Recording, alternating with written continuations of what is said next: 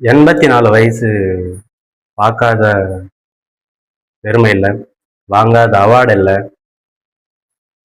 தமிழ் சினிமாவில் மட்டும் இல்லாம தெலுங்கு, கன்னடா அப்படின்னு பல வகை லாங்குவேஜ் சினிமா துறையில வந்து மிகப்பெரிய பேர் போன அந்த ஒரு வாய்ஸ் என்ன அப்படின்னா, என் இனிய தமிழ் மக்களே, நான் உங்கள் அன்பான பாரதி ராஜா.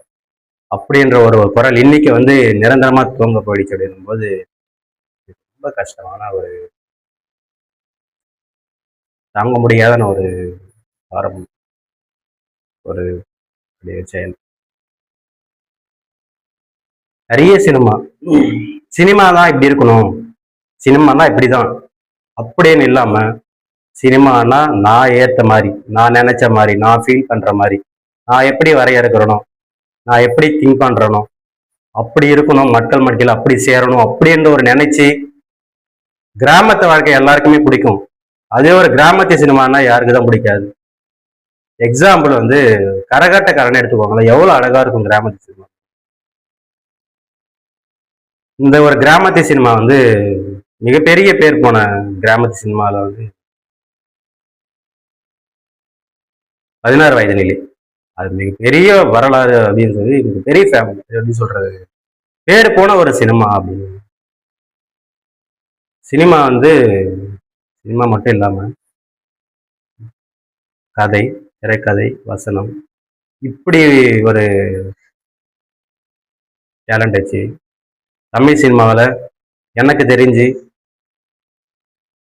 ஒரு ஆள் அப்படின்னா பாரதி ராஜா ஐயா. சினிமா முடியும் போதோ இல்லை தொடங்கும் போதோ என் இனிய தமிழ் மக்கள், நான் ஒரு பாரதி ராஜா அப்படின்னு ஒன்று அந்த வாய்ஸ் இனிமே வருமா நான் கேட்பேனா அப்படின்னு சொல்லிட்டு நான் நினைக்கும் போது எனக்கு ரொம்ப கஷ்டமான ஒரு ஃபீல் நேற்று ஸ்டார்ட் ஆச்சு. தமிழ் சினிமாவில் மட்டும் இல்லாமல் பல வகை சினிமாக்கள் 1941 பிறந்து 2026 10/6/2026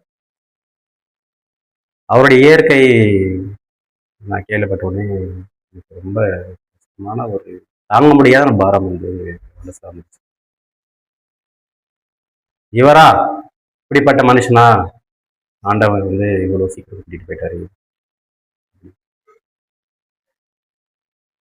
தேனி மாவட்டம் அள்ளி கிராமம் அப்படின்ற ஒரு இடத்துல பிறந்து நிறைய கஷ்டப்பட்டு நிறைய இடத்துல வேலை பார்த்து பெட்ரோல் பங்க்ல கூட வேலை பார்த்து 1977 16 வயது நிலை அப்படின்ற ஒரு